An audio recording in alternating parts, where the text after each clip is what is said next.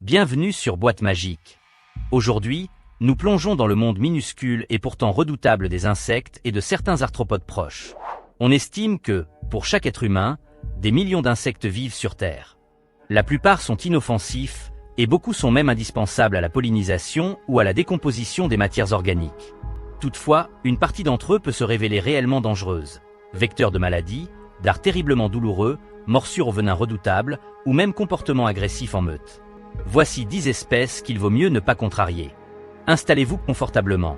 Vous allez découvrir qu'un simple moustique ou une petite guêpe peut faire bien plus de dégâts qu'on ne l'imagine.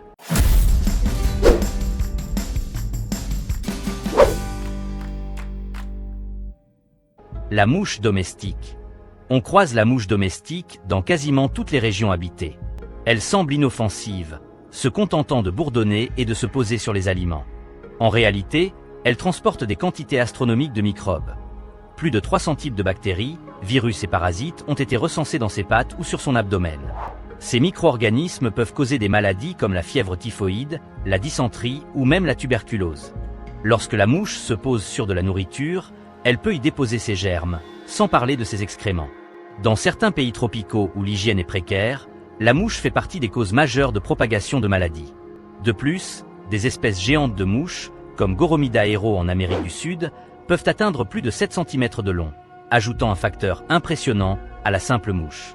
Pour éviter tout risque, il est conseillé de couvrir les plats et de maintenir une propreté irréprochable. La guêpe, Tarantula hawk. Derrière ce nom, faucon des tarentules, se cache une guêpe de grande taille, jusqu'à 5 cm, à l'allure souvent élégante, ailes orangées et thorax bleu foncé. Son mode de chasse est cependant terrifiant.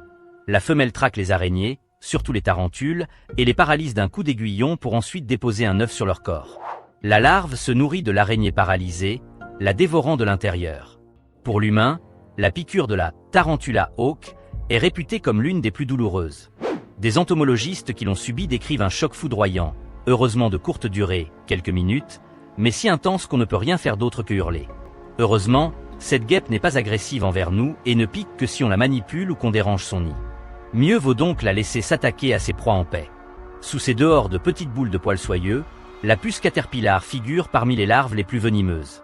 On la trouve en Amérique du Nord, notamment sur la côte et des États-Unis. Ces poils cachent des épines urticantes qui injectent un venin provoquant une douleur aiguë, rayonnant souvent dans tout le membre touché, accompagné de rougeur et de gonflements. Dans certains cas, la victime peut avoir des symptômes plus graves comme des nausées ou des vertiges. Pourquoi puce ? À cause de son apparence, peluche proche d'un chaton. Justement, cette apparence trompeuse incite parfois les gens, surtout les enfants, à la caresser. Grosse erreur, le contact peut devenir un cauchemar. Si cela vous arrive, il faut retirer rapidement les épines plantées dans la peau, puis nettoyer la zone. Mieux vaut toutefois ne pas tenter l'expérience. La guêpe jaune. Les guêpes jaunes, ou yellow jacket, sont courantes en Amérique du Nord et réputées pour leur agressivité. Elles nichent souvent sous terre ou dans des cavités sombres. Quand on marche par inadvertance sur leur nid, elles attaquent massivement en émettant des phéromones d'alarme. Contrairement aux abeilles, les guêpes peuvent piquer plusieurs fois de suite sans perdre leur dard. Le venin provoque une forte brûlure. Les piqûres multiples peuvent conduire à un choc anaphylactique chez les personnes allergiques et parfois la mort.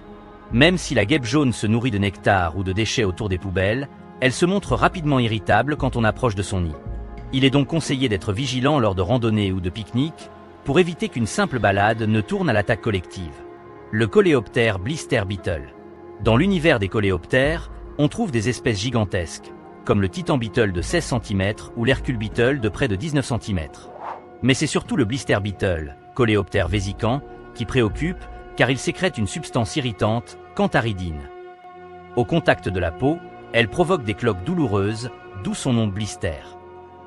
Parfois, l'ingestion d'une minuscule dose peut aussi entraîner des complications graves, car la cantharidine attaque les muqueuses. Dans certaines régions, ces coléoptères s'agrippent à la végétation et peuvent finir dans des récoltes. En écrasant la bête accidentellement sur la peau, on libère ce venin. Il est donc recommandé d'éviter de manipuler à main nue un coléoptère inconnu, car, derrière la carapace, un mécanisme chimique indésirable peut se cacher. La punaise, kissing bug. La kissing bug, ou punaise embrassante, vit en Amérique latine et dans certaines zones plus chaudes des États-Unis. Elle doit son surnom au fait qu'elle pique souvent autour de la bouche ou des yeux, attirés par le CO qu'on expire. Même si la piqûre est douloureuse, le gros danger vient de la transmission d'un parasite responsable de la maladie de Chagas. La maladie de Chagas peut rester silencieuse pendant des mois ou des années, puis causer des lésions cardiaques ou digestives irréversibles. Chaque année, des milliers de personnes en souffrent. Les « kissing bugs » se cachent dans les maisons mal entretenues, les fissures de murs ou la literie. Pour s'en protéger, on recommande des moustiquaires, de combler les brèches et de limiter la présence d'animaux errants qui peuvent héberger le parasite. L'abeille géante d'Asie, Apis dorsata. Les abeilles sont en général appréciées pour leur rôle pollinisateur. Mais l'abeille géante d'Asie, qui construit des nids parfois énormes, peut se montrer redoutable. Elle forme des colonies regroupant des dizaines de milliers d'individus sur un unique rayon suspendu en haut d'un arbre ou d'une falaise. Quand le danger se manifeste, toute la colonie entre en alerte et peut foncer collectivement sur l'intrus. Le venin n'est pas forcément plus toxique que celui d'autres abeilles, mais c'est la multitude de piqûres simultanées qui fait la gravité. Dans certaines régions d'Inde ou du Népal, des chasseurs de miel grimpent pour récolter les rayons de ces abeilles, risquant chute et attaque massive. Cette espèce est plus agressive que l'abeille domestique occidentale, et un faux pas peut virer au cauchemar. Le moustique, le plus meurtrier. Concluons avec l'insecte le plus banal, et pourtant le plus meurtrier, le moustique. En piquant, la femelle moustique recherche des protéines pour développer ses œufs. Dans le même temps, elle peut transmettre divers pathogènes, malaria, dengue, zika, chikungunya, fièvre jaune.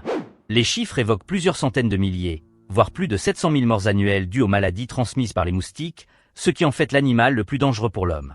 Dans bien des régions tropicales, la lutte contre le moustique est vitale. Utilisation de moustiquaires, de répulsifs, destruction des eaux stagnantes. Certaines initiatives scientifiques visent à réduire la population en lâchant des mâles stériles. Mais l'équilibre reste précaire. Il suffit de quelques gouttes d'eau, dans un vieux pneu par exemple, pour qu'une nuée de moustiques prolifère. Morale de l'histoire. Plus un insecte est commun, plus il représente un risque sous-estimé. Ces 10 insectes nous rappellent que le monde des créatures minuscules n'est pas toujours anodin. Qu'il s'agisse d'une simple mouche domestique chargée de bactéries, d'une guêpe tueuse ou d'une chenille dont les poils peuvent nous brûler la peau, la vigilance s'impose. On peut admirer la beauté fascinante d'une guêpe géante ou d'un scarabée titan, mais mieux vaut connaître les risques et respecter leur territoire. Dans beaucoup de cas, ces insectes, ou larves, ne nous attaquent que si nous les dérangeons.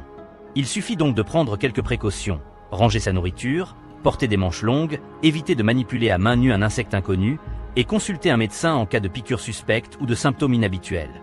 Car même la plus modeste chenille peut nous infliger une souffrance étonnante, et le plus insignifiant moustique peut propager une maladie grave.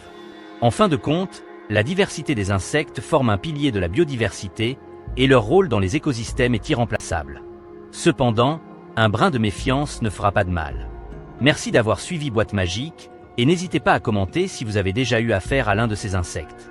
Avez-vous connu la piqûre d'une guêpe, d'une fourmi ou d'un moustique porteur de maladie? Partagez vos expériences, et on se retrouve très bientôt pour de nouvelles découvertes passionnantes.